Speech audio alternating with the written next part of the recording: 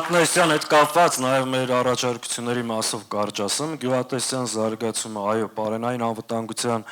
ապահովման տեսակետից մեր համար առաջնահերթություն է եւ հիմա մենք քննարկում ենք եւ առաջարկելու ենք, որ Հայաստանի Հանրապետությունում գյուղատնտեսությամբ զբաղվող մեր գյուղացիներին մինչեւ 15 միլիոն դրամ վարկերի տոկոսները սուբսիդավորի պետությունը, որպեսզի այսինքն 0% վարկ տրվի մեր գյուղացիներին, որը խթան կհանդիսանա գյուղատնտեսության